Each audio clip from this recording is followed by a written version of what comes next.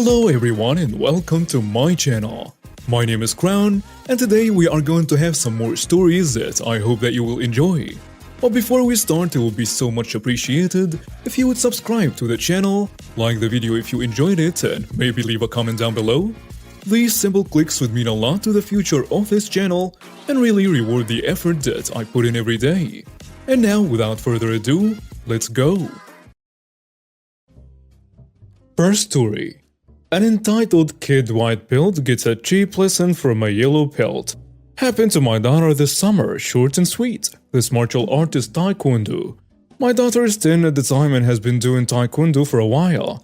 The particular academy starts kinda slow in pelts for the younger kids to listen dropouts. As they get higher in pelts, it requires much more work in and out of the academy. So she has a lot of time in, even though at the time she's only the third belt. White, low yellow, and yellow. Due to my other daughter's dance lessons, my Taekwondo daughter sits in front of the academy for about 15 minutes after a lesson on Wednesdays, so we can pick both kids up at once. She just sits on a bench, playing games on her phone. I have poor memory, spelling, writing skills, and I'm on mobile. Sequences may have been shortened or altered due to those facts.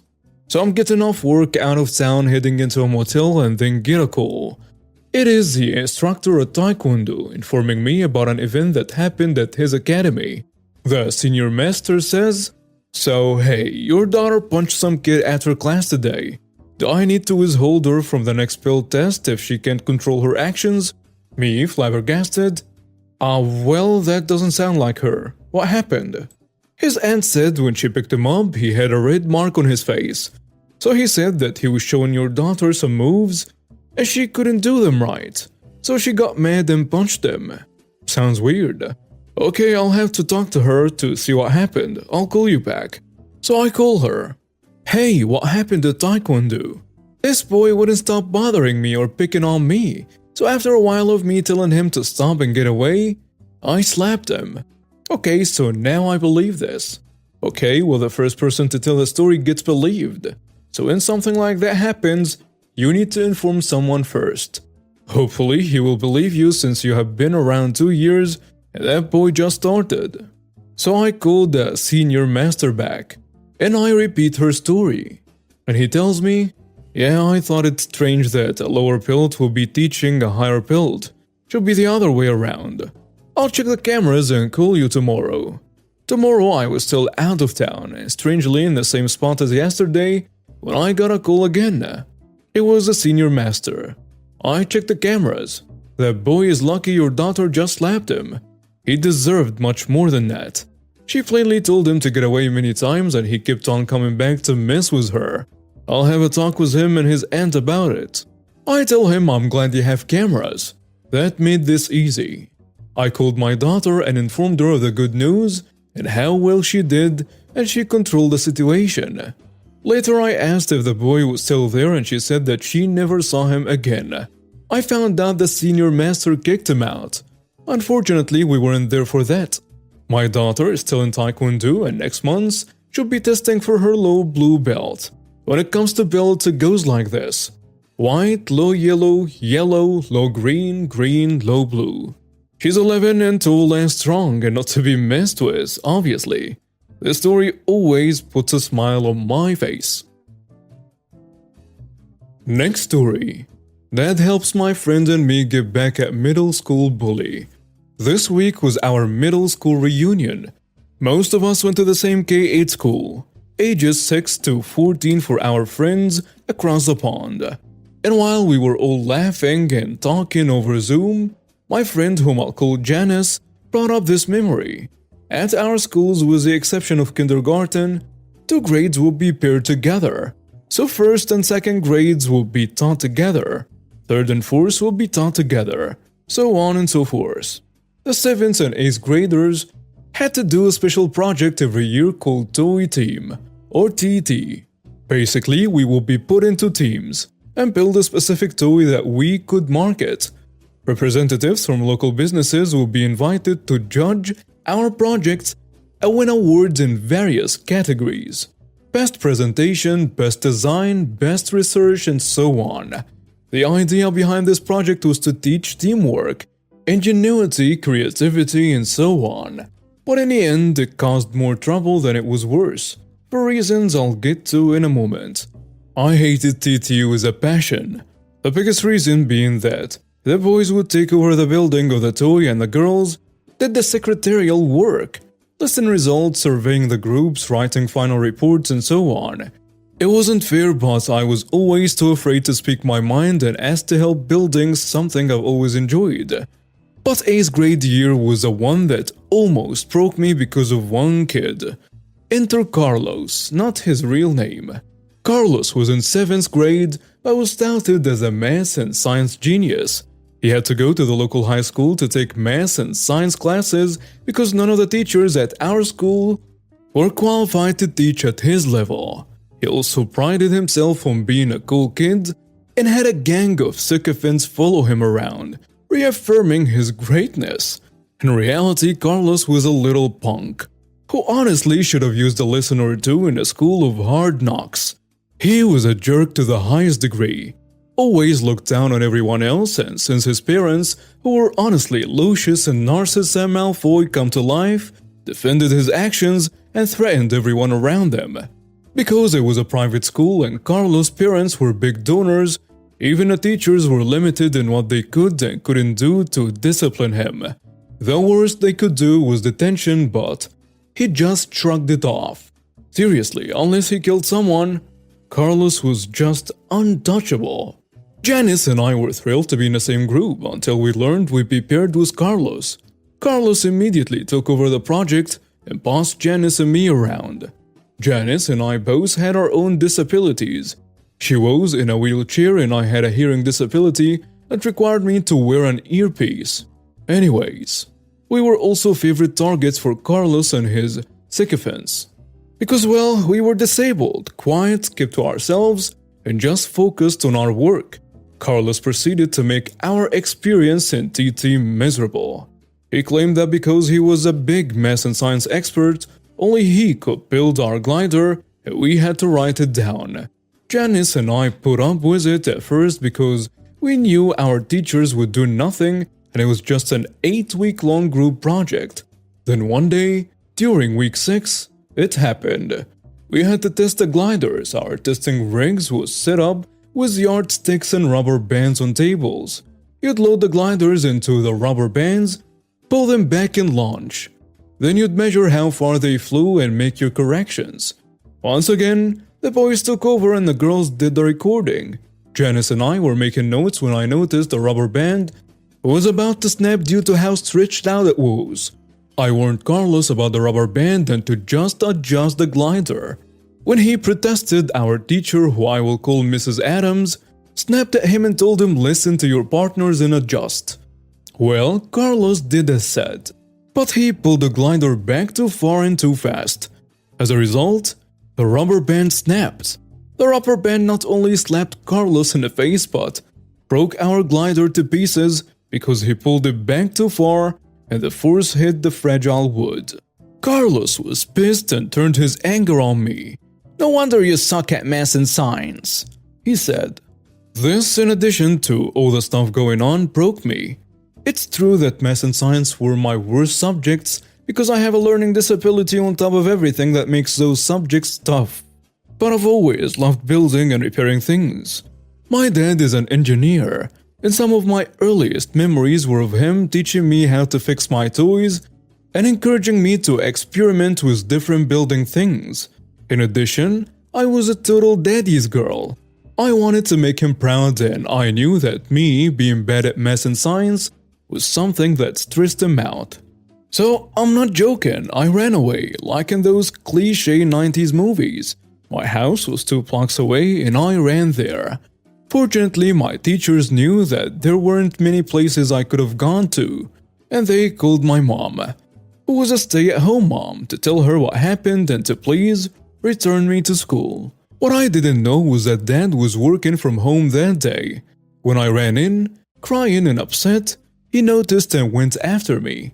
He calmed me down and asked what happened, and I told him everything about Carlos taking over, about how Janice and I were doing all the hard work and Carlos being a nasty bully, the rubber band snapping and me getting blamed.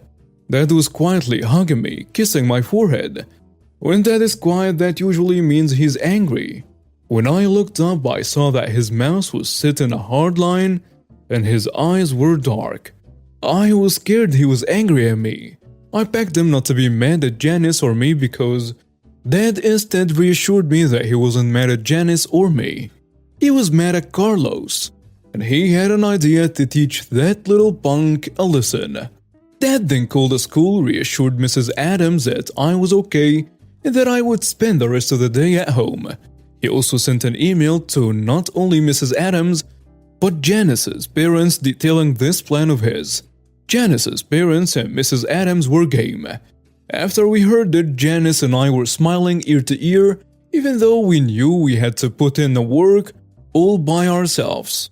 The next day, Mrs. Adams pulled Carlos, Janice and me aside and said, thanks to the glider incident, Carlos was now on his own and had to finish the project by himself.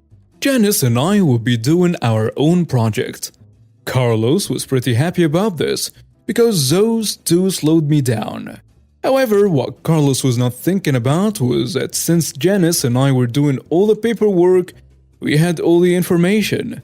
We offered to share our notes with him in an attempt to be fair, but he said it's all in my head and I don't need it to slow me down. In fact, I bet I can do it even better. We all had to sign a contract that information was not exchanged and witnessed by Mrs. Adams. The next 2 weeks were easily the best of TT for Janice and me. Since we had all the notes, we were able to rebuild the glider in less than a week. Our dads even set up a makeshift glider range for us to test, and we spent an entire Saturday flying the gliders, one in red, the other in blue, which were the most popular colors according to our surveys. As a result, we improved our glider and even made a game out of it, racing them. When Janice's dad mentioned the red and blue gliders reminded him of the Gemini dual-link coaster at Cedar Point, we decided to name the toys after the coaster and make them a 2-for-1. We built a box for our gliders, got our calculations double-checked by not only Mrs. Adams but 2 independent adults as well. Both dads, who were co-workers, signed off on the mass, even adding their proof of work and signing the back. This is important for later. A presentation board with an overview and along with a huge binder showing all of our work. Janice and I worked really hard on this project, and it felt awesome. On our last day, we had a pizza party and sleepover, making bets on what Carlos' reaction was most likely going to be. Presentation day arrived, and this was one of the few days we could wear something else other than our school uniform, so we were dressed in nice outfits to make our presentations. Janice and I were together with our gliders and had big smiles on our faces. We looked at Carlos. We had an actual nice-looking glider, box, presentation board, paperwork and everything. However, he had an anxious look on his face instead of his usual arrogant and cocky one, which made me happier. Presentation day worked like this. The first half of the day would be the representatives walking around and judging who had the best looking gliders, boxes, presentation boards, binders and so on. Then we'd have lunch and come back. The ones who have been selected for the second round would then make their presentations to not only the representatives but the entire class. Janice and I answered the questions asked by the representatives, arriving with confident and clear answers. One of the businesses that attended was the engineering firm that our dads worked for. They were impressed with our presentation and selected us for the second round. Carlos was also selected, and he had a worrisome look on his face when the bell rang. After lunch we returned, and something about the way the binder was sitting made me double-check. Wouldn't you know it? The pages with double-checked calculations and proof of work were gone. Carlos, being the jerk he was, did not keep notes about his experiments, so he decided to steal our work and present it as his own. Janice and I decided to take a professional approach in order to grind Carlos further into the dirt. I went up to Mrs. Adams and the representatives and asked them if they had gone through our binder when we were gone because the calculations and proof of work pages were missing.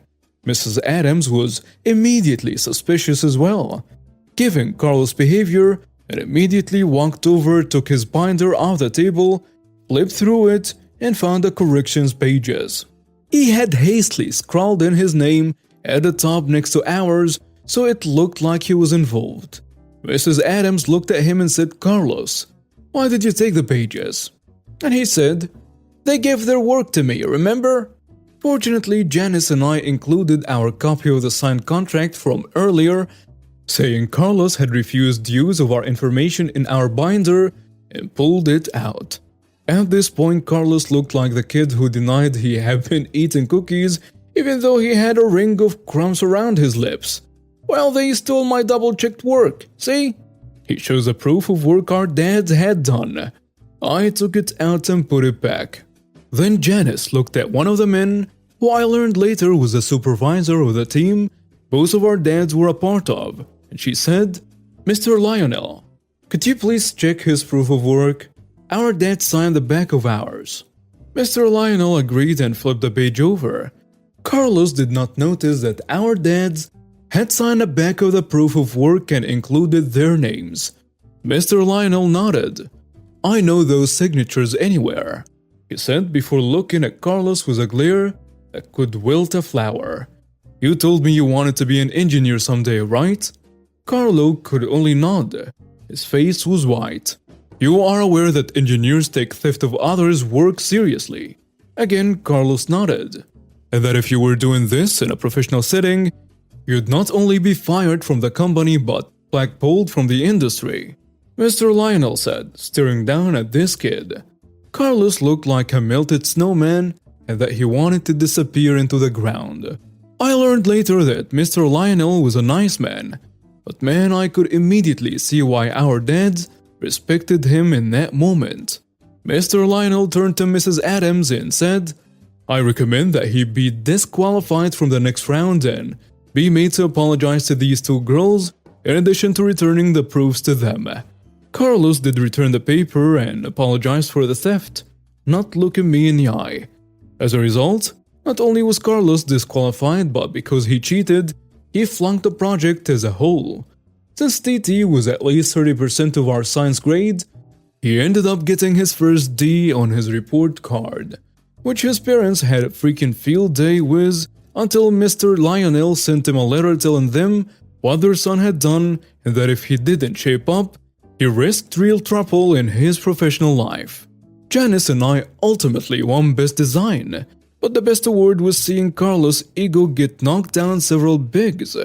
He was still a jerk, but was scared of us. Hey, I might be bad at math and science, but at least I know not to be mean to people who might help me someday. And now we have reached the end of today's stories. Thank you for watching and see you next time.